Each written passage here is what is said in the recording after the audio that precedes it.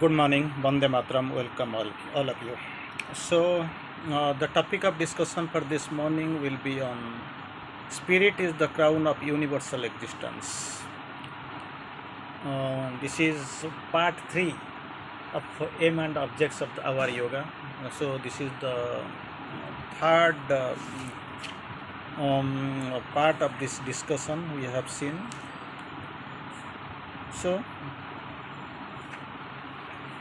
rather, it is a fourth part of this discussion. We have taken three classes previously in brief. This is the fourth session we are going to take. Spirit is the crown of universal existence. That is, today's discussion is exclusively from Sri Aurobindo's writings. Sri Aurobindo quotes, Spirit is the crown of universal existence. Matter is its basis. Spirit is the crown, matter is the basis, mind is the link between the two. So, we have seen here mind, matter, and the spirit. Spirit is the crown of all universal existence, matter is the basis, and the mind is the link between the two. And then, spirit is which is eternal, and the mind is matter are its working. That is the difference. Spirit is the eternal, mind and the matter are its workings. So, then again, we are going forward. A spirit which is concealed, we can't see because it is in many terms you use or behold while analyzing sphere of this yoga. Concealed, hidden, passive, inhabitant, behind the veil. So many ways you discuss the things. So spirit is that which is concealed and has to be revealed. That is concealed. Okay, no problem. You have seen, but the thing is that it will never be concealed till the time immemorial. It has got its ambition, expression. It has to come out. It has to begin its role. It has to start play its part. So it has to be revealed as it is concealed. Mind and body are a means by which it seeks to reveal. So this is the difference. It is spirit is concealed; it has to be revealed, and there itself you can find the mind and body are the means in by which it is seeks to reveal. Spirit seeks to reveal through mind and body, and the spirit is the image of the Lord of Yoga. That is the another difference. So we can find another difference. Spirit is the image of the Lord of Yoga, image of the Lord of Yoga, but mind and body are its means. He has provided for reproducing that image in phenomenal existence. These are the images, and he has provided it for the image for reproducing that image in phenomenal existence. All nature is an attempt at a progressing revelation of the concealed truth. So whatever is being done, whatever we see, wherever you go, the thing is that all nature here, all nature is an attempt at a progressive revelation of the concealed truth and more successful reproduction of the divine image. So this is the thing we have seen till now, the difference four sets of difference between spirit and versus mind and body. So here all natures here in the course, all nature is an attempt at a progressive revelation of the concealed truth. Truth is concealed. Progressive revelation of the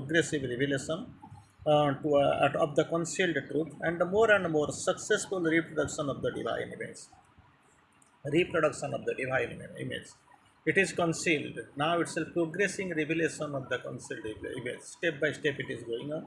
And here spirit is doing everything. It was initially passive, concealed, hidden. Now itself it is working towards revelation through mind and body. Against your in the course, but what nature aims at for the mass in a slow evolution. So this is the evolution, that process is slow. Why is this slow? Because people are not interested. People are not interested, so what they will do? Just imagine you are going, suppose you are traveling somewhere, you have got your car, so immediately, or you have booked a car, or somewhere you have actually borrowed one car somebody for something. So now once you start, it is unless otherwise it is required, you will never stop somewhere. But when you are traveling by bus, it has got many options, many problems. Anywhere it has to go to the bus stop, it has to wait for man. Suppose something is there, it has to take that care. Suppose there is no people, there is a chance of cancellation. Suppose bus is on reservation, then you can find that day it will be very difficult to get the bus. So many ways you handle the problems, and these problems are arising. But once you have got your the taxi or car or Ola with you, immediately you will start and you will reach there. Unless otherwise that deep recurrence of inconveniences are occurring, so you can find your own way. It's like this. In the normal evolution, this normal town bus is going. Suppose that is up to its own speed. They are going to have some people. They want to do some business. Suppose according to their convenience, they drive. But once this yogic path is concerned, that was the traditional path, evolutionary paths, that is very slow. And once this you go for the yoga, the path of the yoga, it affects for the individual by the rapid revolution. It works by quickening of all the energies. So rapid revolution, quickening of our energies, and sublimation of the difficulties. So what we have to do, nature seeks the divine in her own symbol. Nature seeks the divine in her own symbols. Yoga goes beyond nature. So, as per the regular traditional habits, traditional way, nature following the traditionalities.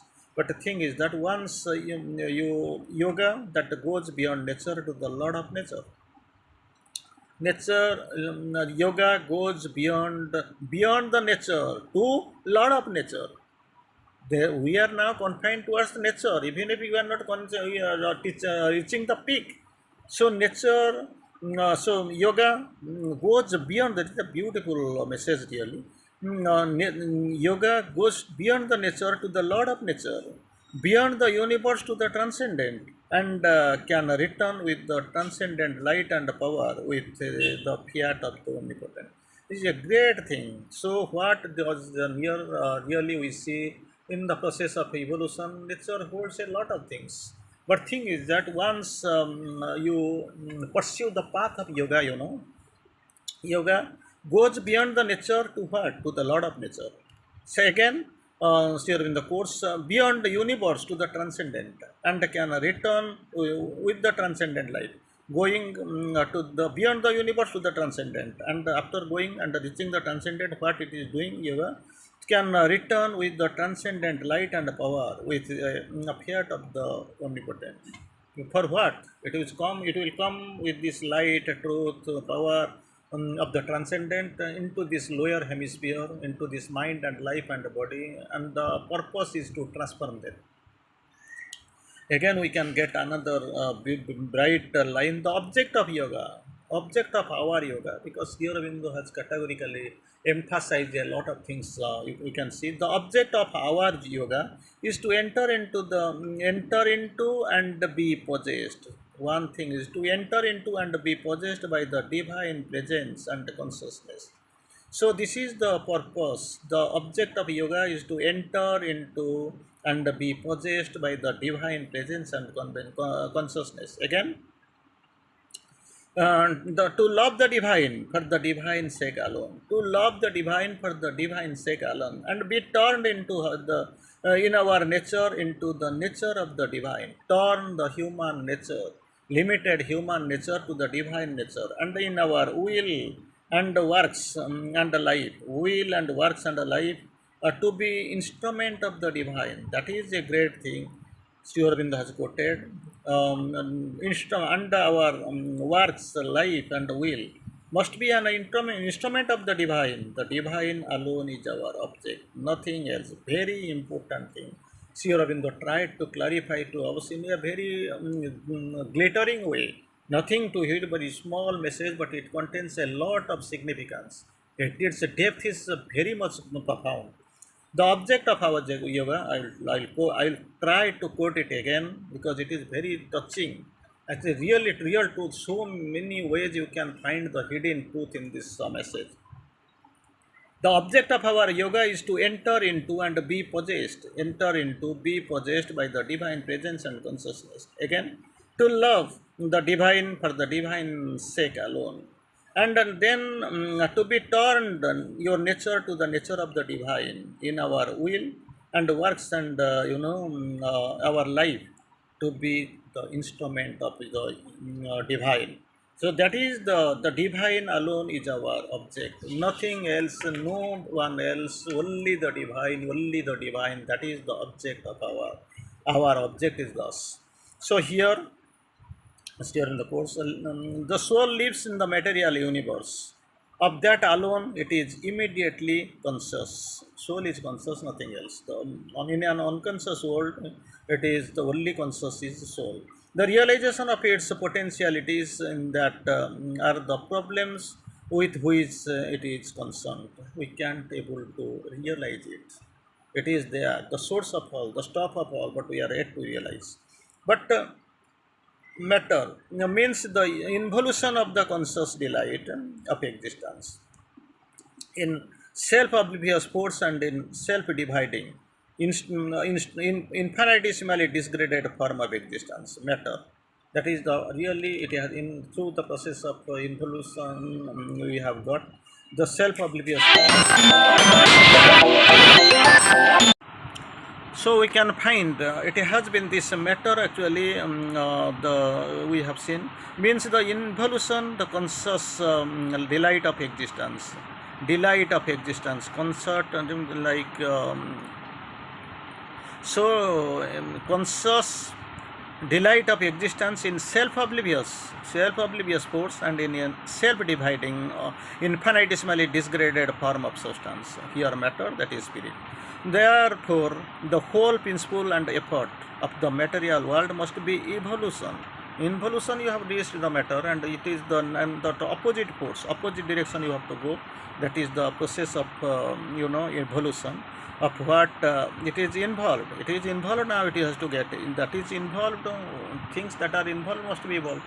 So it is in the process of evolution and development of what it undeveloped. Undeveloped must be developed. What is involved must evolve. Now here everything is set up from the past in the violently working inconscient sleep of material force. Therefore, the whole aim any material becoming must the working of consciousness out of inconscient. Very interesting. Working of consciousness, waking up consciousness from the inconscient. The whole consummation of the material becoming must the removal of the veil of the matter. Removal of the veil of the matter, now it is veiled, it must be removed. And luminous revelation, not only revelation, the luminous revelation of the entirely self-conscient. That is the purpose we are.